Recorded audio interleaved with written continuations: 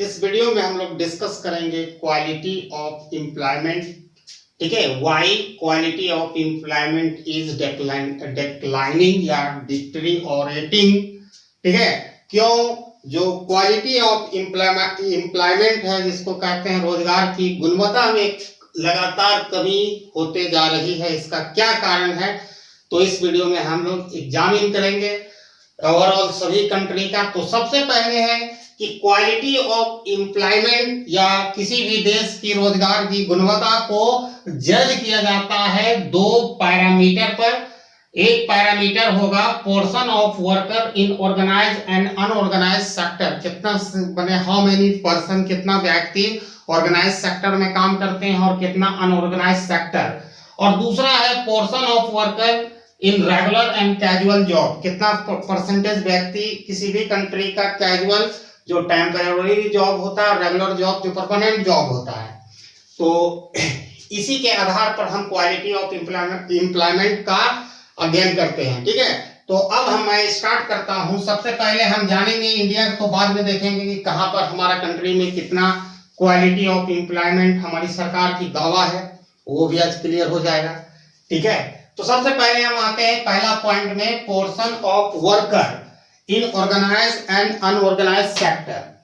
तो जैसा कि आप जान लीजिए कि ऑर्गेनाइज सेक्टर और अनऑर्गेनाइज सेक्टर में क्या डिफरेंसेस है। ठीक है, तो हम जब भी बात करेंगे ऑर्गेनाइज सेक्टर, एक ऐसा सेक्टर होता है जो सरकार के पास, ठीक है, रजिस्टर होता है। ठीक है, और अनऑर्गेनाइज सेक्टर जिसका सरकार के पास रजिस्टर्ड नहीं होता है। ठीक है, जैसे कोई बड़ी कंपनी वो ऑर्गेनाइज सेक्टर में चला जाएगा। ठीक है, public sector job organise sector में चला जाएगा। अगर हम माइक्रो यूनिट प्रोडक्शन कहते हैं, आप अपने घर से अपने परिवार की मदद से कोई प्रोडक्शन करते हैं, तो अनऑर्गेनाइज सेक्टर में जाएगा, जहां पर जॉब सिक्योरिटी, ठीक है, यहां पर क्या होता है कि ऑर्गेनाइज सेक्टर के जो भी वर्कर होते हैं वो एंजॉय करते हैं बेटर सैलरी या वेज। ठीक है, यहां पर जॉब सिक्योरिटी होता है, सोशल सिक्योरिटी होता है और रीजनेबल डिसेंट वर्किंग कंडीशन होता है। ठीक है, ये ऑफिस में है। और जस्ट इसका उल्टा जो व्यक्ति वर्कर अनऑर्गेनाइज सेक्टर में काम करते हैं ना, वहां पर सबसे पहले तो लो वेज होता है, लो सैलरी होता है। अगर माने वेज पर काम कर रहे हैं तो लो मिलेगा, कम होगा।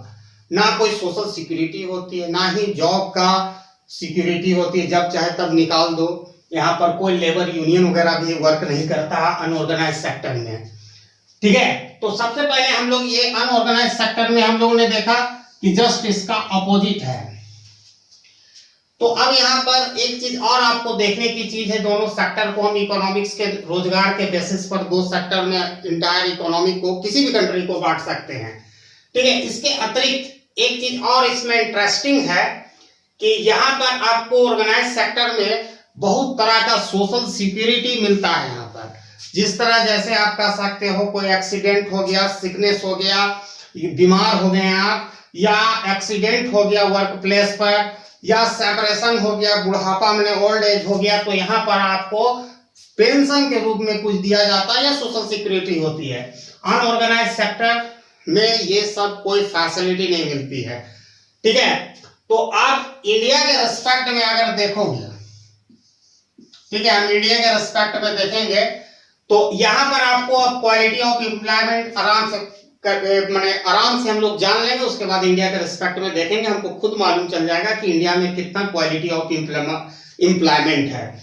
तो इससे पहले कि आप जान लो कि अगर किसी भी इकोनॉमी में, किसी भी कंट्री में अगर पोर्शन ऑफ, ठीक है, ऑर्गेनाइज सेक्टर एम्प्लॉयमेंट, जो भी व्यक्ति ऑर्गेनाइज सेक्टर में एम्प्लॉयड है उसकी संख्या घट रही है, डिक्लाइनिंग हो रही है।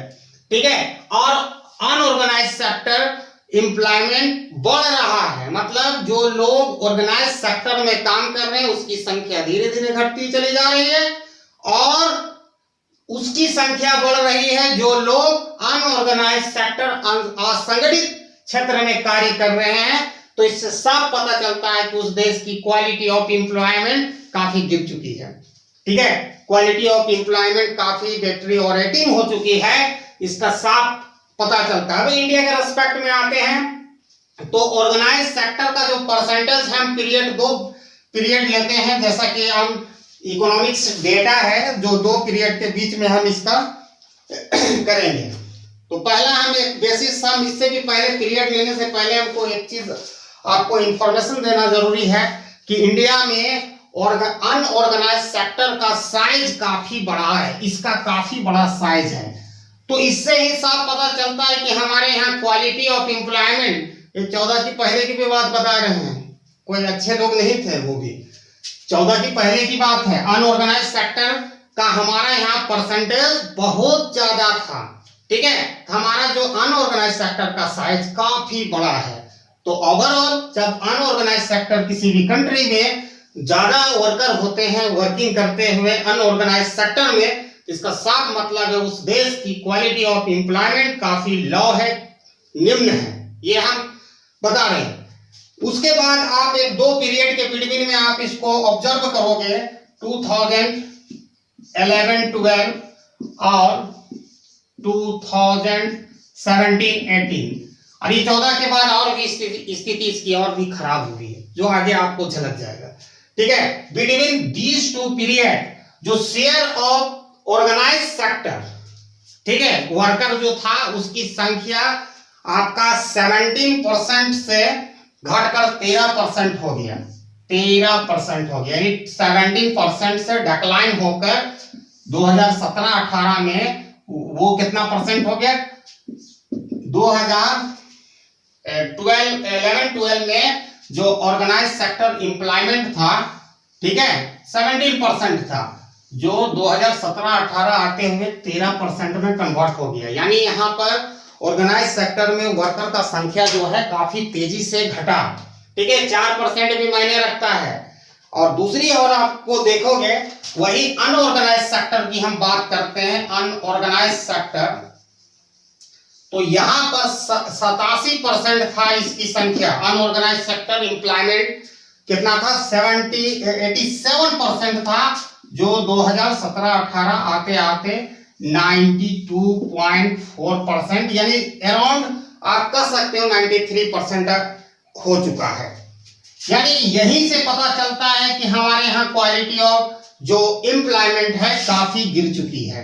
मैं अभी तक 17-18 का दे रहा हूं, इसके आगे भी कहानी में पिक्चर बाकी है, याद रखिएगा, ये स्थिति है। तो आप जान लो किसी भी कंट्री में अगर 92% लोग, ठीक है, अनऑर्गेनाइज सेक्टर में काम कर रहे हैं, तो इसी से पता लगा लीजिए कि वहां क्वालिटी ऑफ एम्प्लॉयमेंट क्या होगा उस देश का, याद रखिएगा।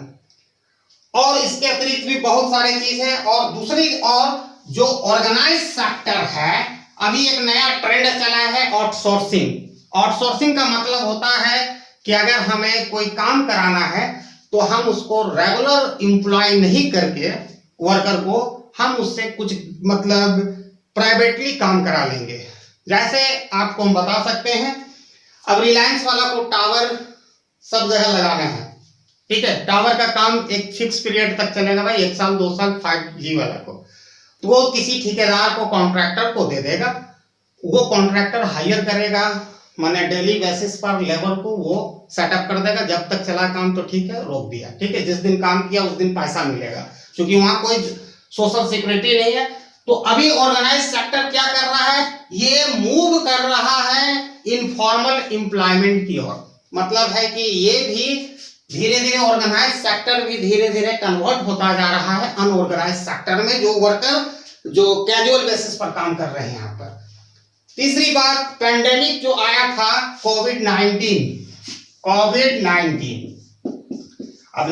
मैंने आया था, किसको लाया गया था, तो ये तो ईश्वर ही जानते हैं, जो अभी इसका नाम हो गया है ओमिक्रॉन,